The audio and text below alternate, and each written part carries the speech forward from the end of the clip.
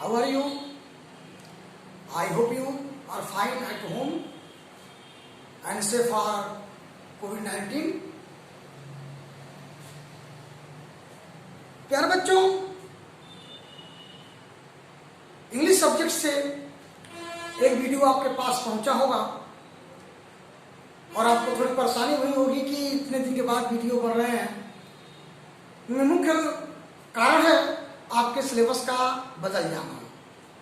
Syllabus बदल गया है, इसलिए किताब मार्केट में अभी उपलब्ध नहीं है और मार्केट में उपलब्ध न होने की वजह से आपके क्लास को, अंग्रेजी विषय को रोका गया था। अब मार्केट में किताबें आ चुकी हैं, लेकिन डिसाइड करना मुश्किल है कि कौन सी किताब, किस प्रकार से किताब लिया जाए जो सभी बच्चों के लिए उपयोगी हो। और यदि बच्चे अलग अलग बुक लेते हैं तो फिर स्टडी करने में उनको दिक्कत होगी। तो मैं चाहूंगा कि सोमवार तक एनसीईआरटी बुक जो यूपी बोर्ड द्वारा निर्धारित है, सोम तक वो उपलब्ध करा लिया जाएगा, या सोम के बाद आप स्कूल में संपर्क करके आप देख सकते हैं बुक आपको विद्यालय में ही मिल जाएगा, या नहीं तो प्रकाशक का नाम आपको बता दिया जाएगा कि किस प्रकाशक की बुक आप लेंगे और क्या करेंगे, कैसे करेंगे, ये आपको जानकारी देंगे। उससे पहले कि हम सिलेबस पे आते हैं, हम देखते हैं कि क्या किया जाए। बताया जाता है जो सिलेबस आपका है एनसीईआरटी के द्वारा, वो बुक अब मार्केट में कुछ आई है, कुछ नहीं आई है। ऐसे स्थिति में हम आपको एक चार्ट के माध्यम से बताने चल रहे हैं कि क्या क्या पूछेगा, कैसे पूछेगा, वो आपको हम सूचना दे देते हैं। और जैसे ही आपको हम किताब उपलब्ध करवाएंगे या विद्यालय में जैसे किताब आपको मिलेगा, आपको सूचना दी जाएगी, आप शीघ्रता से आएंगे और अपनी बुक को ले जाएंगे, जिससे कि हमारा अगली पढ़ाई का काम जारी रहे। तो उससे हम समझाते बेटे कि यह स्थिति क्या है, क्या आपको करना है, क्योंकि कॉलेज अभी बंद होते रह रहे हैं। ऐसे में पढ़ाई करना भी जरूरी है और उस जरूरी में आपके पास बुक की अभी समस्या है, तो बस 1-2 दिन में आपकी बुक की समस्या समाप्त हो जा रही है। उसके बाद तब तक जो बुक का डिसाइड होने की जो बात है, एनसीईआरटी की जो बुक हमको प्रयोग में लाना है, वह 2 दिन तक वेट करें आप। आपको जल्द ही उसकी सूचना दी जाएगी। उससे पहले हम आते हैं आज के टॉपिक पे। आपका टॉपिक होगा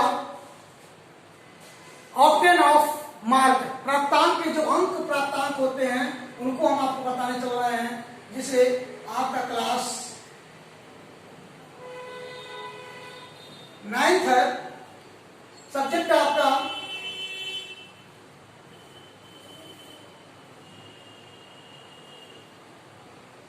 आपका इंग्लिश है। और बेटे इंग्लिश के कोर्स को 2 भागों में डिवाइड किया गया है, जिसको हम कहते हैं सेक्शन ए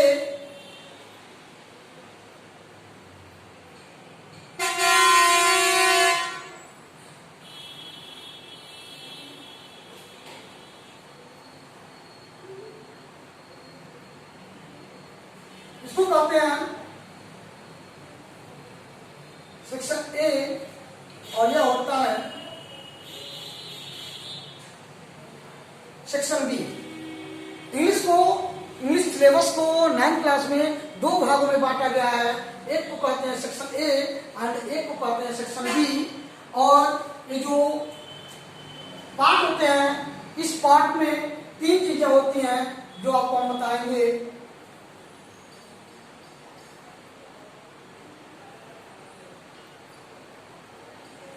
एक बुक आपका होगा प्रोज,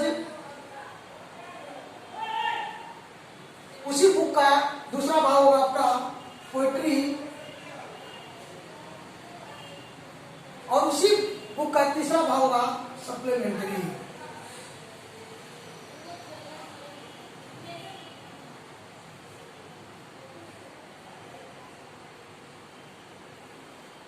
सप्लीमेंट्री एक तीन सेक्शन होंगे, प्रोज, पोएट्री एंड सप्लीमेंट्री। उसी सेक्शन बी में इसके दो पार्ट होंगे आपके,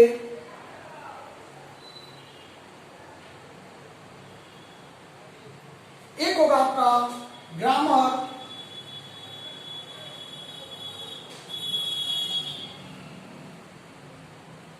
और दूसरा होगा आपका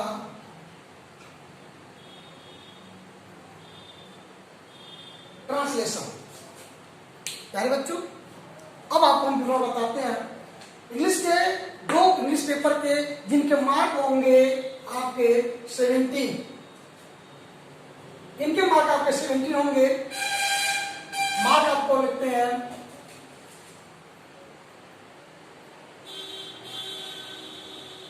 मार्क आपके 100 के होंगे, जिसमें से पेपर मार्क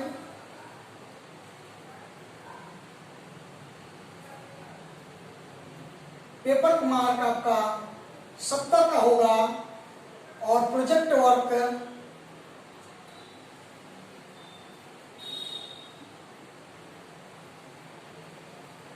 मार्क आपका 30 होगा। इस तरह से आपके सिलेबस के अकॉर्डिंग पेपर आपके होंगे 70 नंबर के, जो एक पेपर होगा, और प्रोजेक्ट वर्क होगा 30 नंबर का। इन दोनों को मिलाकर के जो आपका पेपर होगा वह 100 नंबर का होगा। इस 100 जो पेपर वर्क होगा, इस पेपर में क्या पूछेगा, ये पेपर में सेक्शन ए भी पूछेगा, सेक्शन बी पूछेगा। सेक्शन ए में प्रोज से भी क्वेश्चन आएंगे, पोएट्री से भी आएंगे, सप्लीमेंट्री रीडर से भी आएंगे। सेक्शन बी में ग्रामर से आएंगे और सेक्शन बी के दूसरे भाग में आपको ट्रांसलेशन से भी क्वेश्चन आएंगे। इस ट्रांसलेशन में आपका अभी एक्सरे राइटिंग है, लेटर राइटिंग है, unseen passage, translate in English, ये चीजें इसमें आती है। तो बच्चों, इस तरह से कुल मिला के अंग्रेजी के जो हमारे पार्ट हैं, इन पार्टों को हमने आपको यहाँ बता दिया।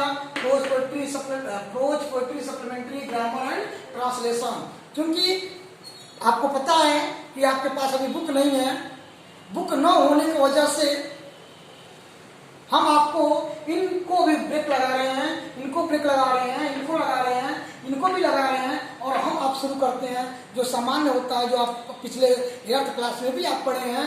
सबसे नंबर है ट्रांसलेशन, इसकी जरूरत आपको है। तब तक इसको हम शुरू करते हैं। ट्रांसलेशन के कुछ नियम आपको बताते हैं। नियम बताने के बाद आप तब तक 2 दिन में आप किताब की व्यवस्था कर लेंगे। हम आपको किताब के प्रकाशक के विषय में बता देंगे कि सिर्फ एक ही प्रकाश की बुक आपको लेनी है, जो हम आपको बताएंगे। अलग अलग प्रकाशन की बुक नहीं चलेगी, सिर्फ एक प्रकाशन की बुक चलेगी, जो हम आपको मंडे तक बताएंगे। और मंडे को आप हमसे पता कर लेंगे, विद्यालय में पता कर लेंगे, तब फिर आप अपनी बुक लेंगे, जिससे कि हम एक सेक्शन के अकॉर्डिंग हम आपकी पढ़ाई पूरी कर सकें।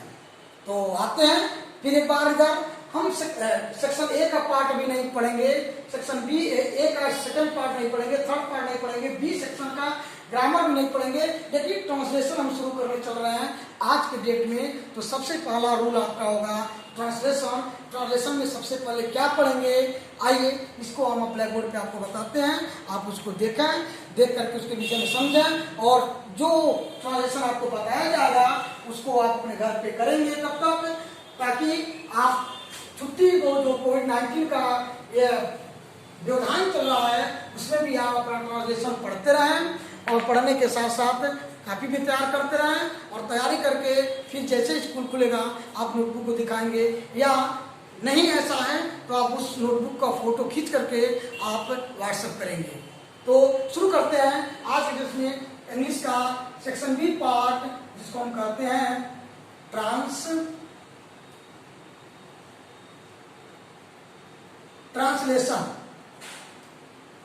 ट्रांसलेशन को हिंदी में बेटा हम कहते हैं अनुवाद।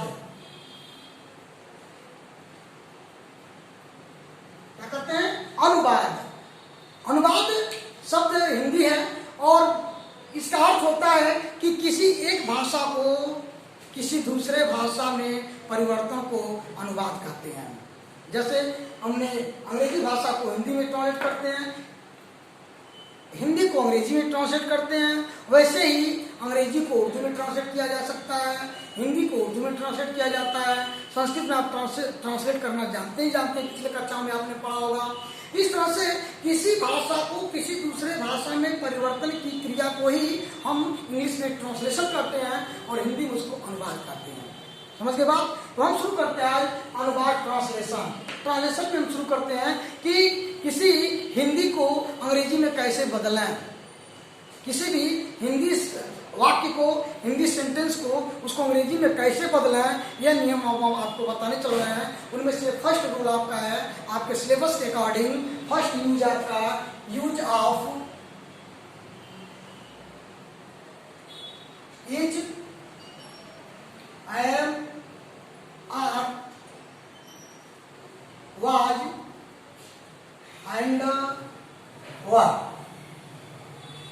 क्या बच्चों?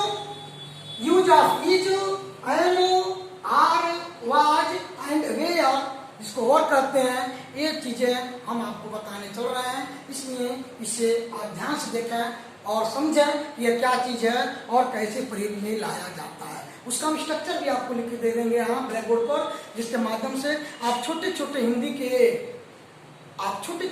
के वाक्यों को अंग्रेजी में ट्रांसलेट करना है और विधि को सीखना है, जिससे कि आप अपने टेक्स्ट बुक जब पढ़ेंगे उसमें हिंदी के अर्थ, आप अंग्रेजी के अर्थ को आप हिंदी में कन्वर्ट कर सकें। सबसे पहले हम शुरू करते हैं इज का। Is, am, are, was, were का जब हम प्रयोग करते हैं तो उस प्रयोग में सबसे पहले बात आती है हमें टेंस जानने की।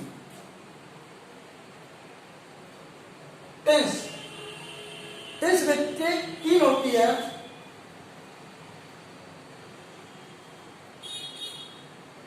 प्रेजेंट, इसको कहते हैं पास्ट, और ये आपका है फ्यूचर। टेंस तीन होते हैं, एक प्रेजेंट होता है, एक पास्ट होता है और एक फ्यूचर होता है। इनका कुछ अंडरस्टैंडिंग है, कुछ समझदारी है कि ये कैसे आते हैं, इनको हम कैसे जान जाएंगे कि ये प्रेजेंट टेंस है और कैसे जानेंगे पास्ट टेंस है और कैसे जानेंगे फ्यूचर टेंस है। आइए हम इस पे हम बात करते हैं। सबसे पहले बात करते हैं प्रेजेंट टेंस। जो घटना है, जो बातें अभी हाल में या प्रेजेंट टाइम वर्तमान समय में जो घटनाएं घटती हैं या जो कुछ समय घटी हुई होती हैं लेकिन अभी फिलहाल पता चला अभी कुछ ही समय पहले बात हुई है, उस टेंस को हम प्रेजेंट टेंस कहते हैं। अर्थात प्रेजेंट टेंस का पहचान है, हिंदी पहचान क्या है, इसका जो अंत होगा वह है से होगा या फिर है से होगा या फिर हो से होगा या फिर हूं से होगा। समझ गए बच्चों? सिंपल सा एकदम नियम। जिस वाक्य के अंत में हैं, हूं और हूं आए, समझिए कि वो प्रेजेंट टेंस है। समझिए होंगे? समझ रहे हैं? बहुत अच्छी बात है। हैं, हो और हूं यदि एक शब्द आता है तो समझिए कि वह प्रेजेंट टेंस है। और यदि वाक्य के अंत में था शब्द आता है, जैसे गया था, मैं सोया था, बच्चा रो रहा था, तुम पढ़ रहे थे, हवाई जहाज उड़ रहा था, ये जितने भी था से जो समाप्त होंगे वो क्या होंगे? पास्ट टेंस होंगे। कौन सा टेंस होंगे? पास्ट टेंस होंगे। थी,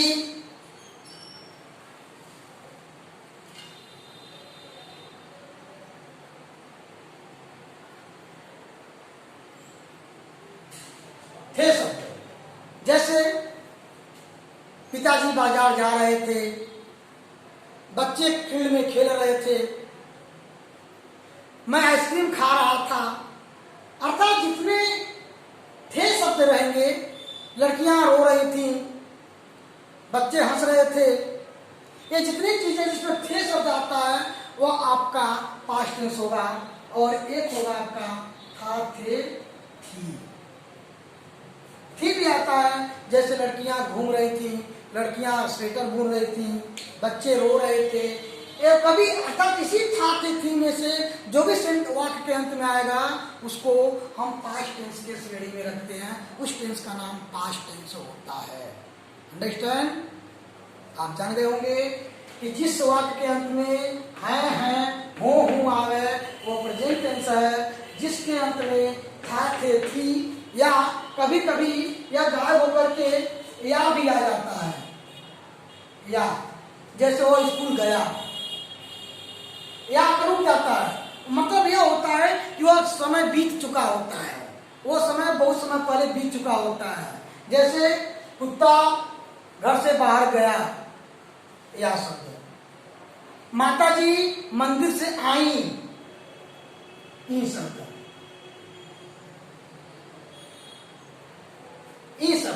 या फिर ए भी आता है। ए मतलब जैसे हमारे मित्र चले गए, हमारा भाई सो गया, सभी हमारे मित्र अपने अपने घर गए। तो ये जो शब्द आता है ये भी पास्ट टेंस के श्रेणी में आता है। अर्थात अब आपको पता चल गया होगा कि प्रेजेंट जिसके अंत में या है उसको प्रेजेंट कहते हैं, जिस वाक्य के अंत में एक ने वाला है उसको पास्ट कहते हैं, और जिसके वाक्य के अंत में जिस वाक्य के अंत में गा है,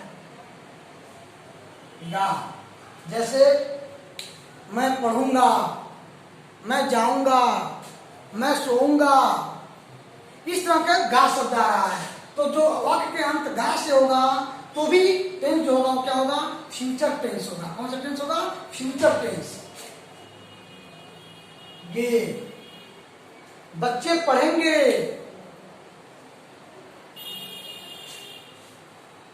मछलियां जल में तैरेंगी,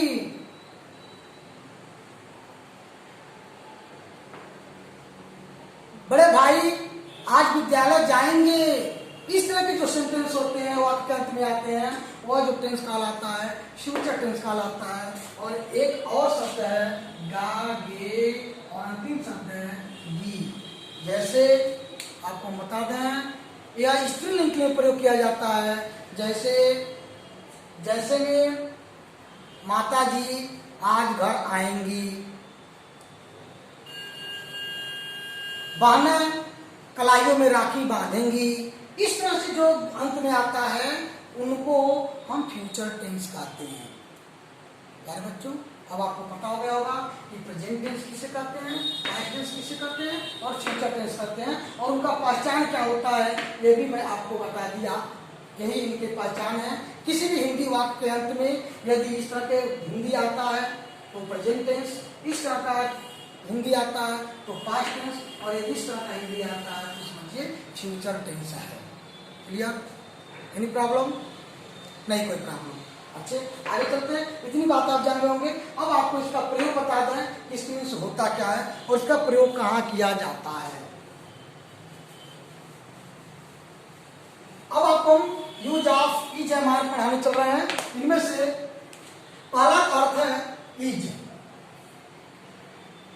इज का प्रयोग कहाँ करते हैं? इज मीन्स होता है।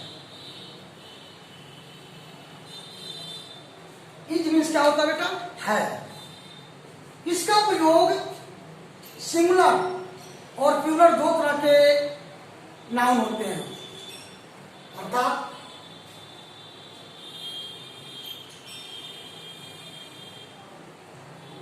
सिंगुलर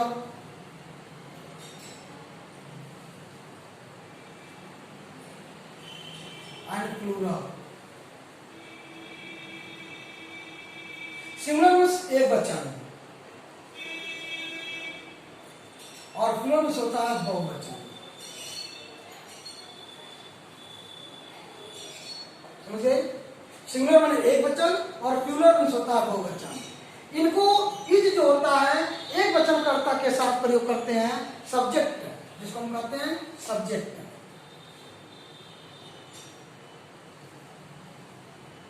सब्जेक्ट मीन्स होता है कर्ता। कर्ता एक वचन में होता है और कर्ता बहुवचन में होता है। वो आपको और पढ़ाएंगे ग्रामर में। हम आपको बताएंगे कि सिंगुलर नंबर क्या होता है और प्लूरल नंबर क्या है, सिंगुलर नंबर क्या होता है और प्लूरल नंबर क्या होता है, वो आपको हम बताएंगे। तब तक ये सब्जेक्ट में कर्ता होता है, ये भी होता है सिंगुलर सब्जेक्ट और प्लूरल सब्जेक्ट। तो ईच मन है होता है, और है का अर्थ होता है कि जब कोई सिंगुलर सब्जेक्ट हो, कौन सा सब्जेक्ट हो, सिंगुलर सब्जेक्ट हो और वो प्रेजेंट टेंस हो, तो हम ईच का प्रयोग कर देते हैं और ईच मीन्स होता है। जैसे एग्जाम्पल के तौर पे आपको बता दें, उसमें है भी आएगा, प्रेजेंट भी होगा। जैसे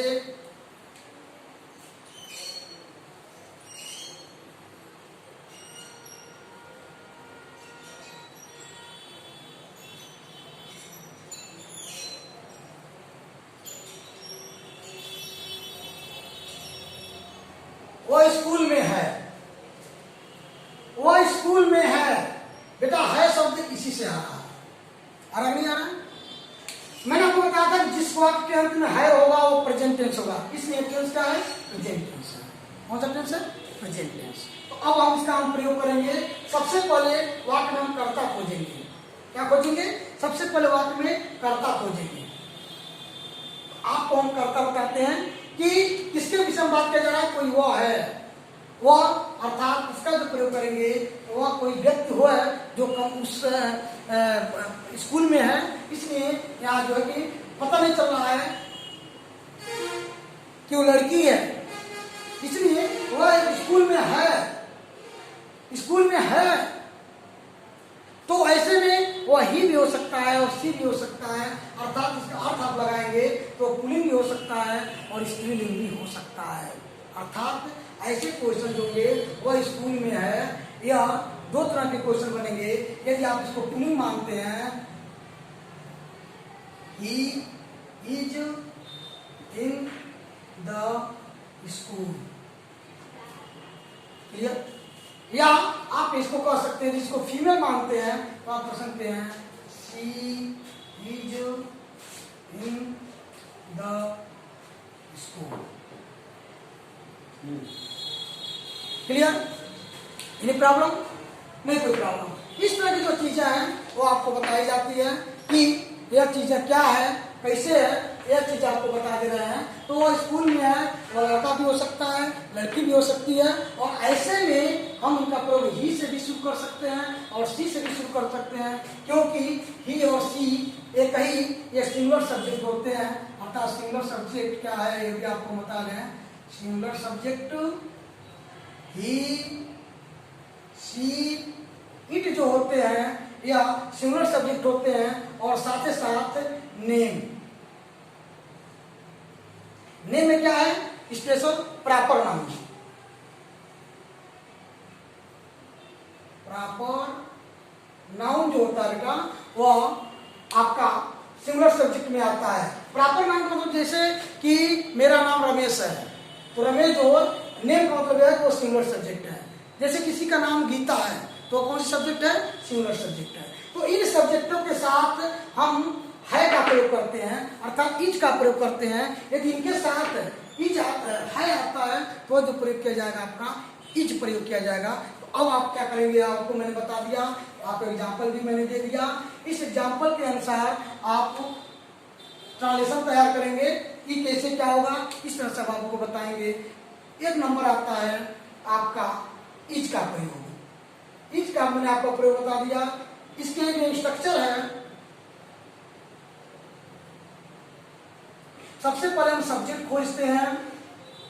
सब्जेक्ट खोजने के बाद हम इज लगाएंगे प्लस इसके साथ कंप्लीमेंट है।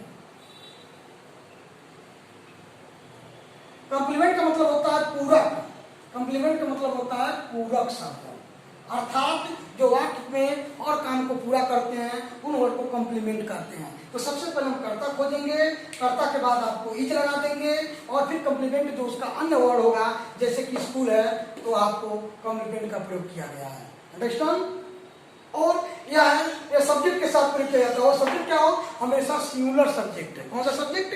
सिंगुलर सब्जेक्ट के साथ इज का प्रयोग किया जाता है, और इज मीन्स एक होता है, और एक का मतलब अर्थ होता है कि वह एक ही वचनकर्ता के साथ है आता है। और इसी के साथ यदि है आ गया, देखिए है, और फिर आपका यदि है आ गया तो एक चंद यह बिंदी होते ही आपका यह प्लूरल हो जाएगा। अर्थात इसकी अंग्रेजी अब आपको बताने चल रहा है, इसकी अंग्रेजी आर लग जाती है, आर हो जाता है, अर्थात ऐसे की अंग्रेजी आर प्रयोग किया जाता है। वो भी आपको एक बार से एक बता देते हैं, एक बताने के बाद आपका काम आसान हो जाएगा, जिससे कि आप इस चीज को देख लेंगे। अब हम शुरू करते हैं, बस एक और है, इसको हम कहते हैं आर। आर मीन्स होता आपका है, देखिए ठीक है ना, उसपे बिंदी था, एक वचन हुआ करता था, इसपे बिंदी है तो क्या हो गया आपका बहुवचन हो गया। और बहुवचन का साथ इसका मतलब प्लूरल सब्जेक्ट।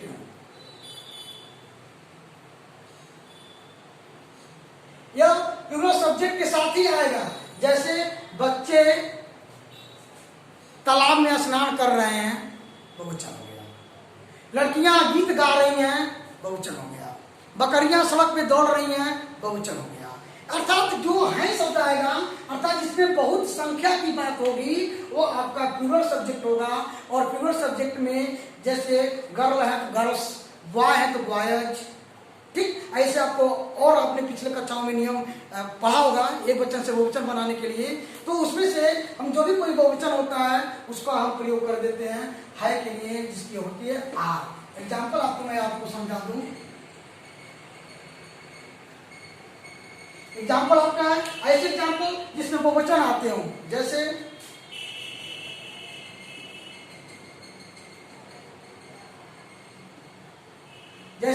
बच्चे बाग में हैं, बच्चों की संख्या कितनी है?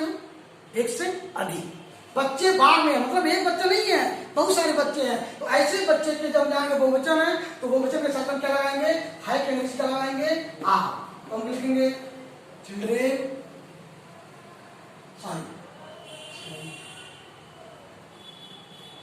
Are in the garden. अपन हो गया ट्रांसलेशन। इसी को हिंदी को अंग्रेजी में बदलने की क्रिया को हम ट्रांसलेशन कहते हैं, जो मैं आपको यहाँ पढ़ा रहा हूँ। और उसमें से बहुत छोटा सा जो आपने पिछले कक्षाओं में पढ़ा था, उसी का एक छोटा रूप है जो इज एंड के रिगार्डिंग में आ रहा है। ऐसे में आपको सिंगुलर सब्जेक्ट के साथ आपको इज प्रयोग करना है और प्लूरल सब्जेक्ट के साथ आपको आर प्रयोग करना है। आप दो नियम जान गए होंगे, निश्चित रूप से आपको एक चीज जानकारी हो गई होगी। बस इज का पढ़ा दिए, आपको आर पढ़ा दिए, एंड वाज एंड वेयर आपको अगले वीडियो में मिलेगा। तब तक के लिए आप होमवर्क नोट करें, आपके ब्लैक बोर्ड पे हम लिख देते हैं, इसकी ट्रांसलेशन आप बना लेंगे और बना करके आप उसको लेकर के या तो विद्यालय में आएंगे, और साथ नहीं है आप आएंगे विद्यालय तो आपको व्हाट्सएप के माध्यम से हमारे पास सेंड करेंगे। तब तक के लिए आप नोट करिए, होमवर्क आपका फर्स्ट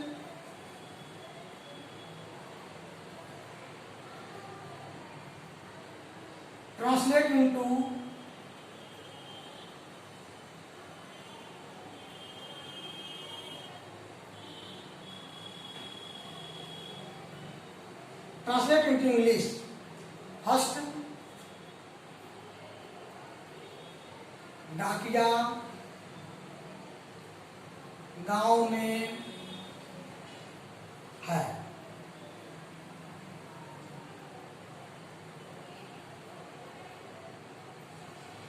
कुत्ता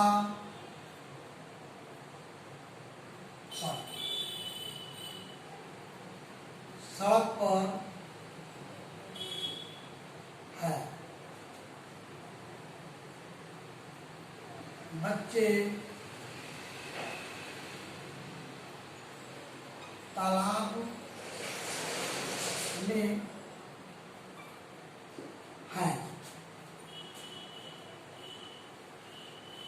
तुम छत पर हो।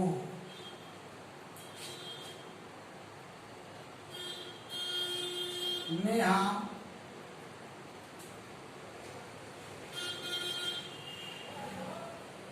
बाग में है। 2, 3, 4, 5, 6 आपका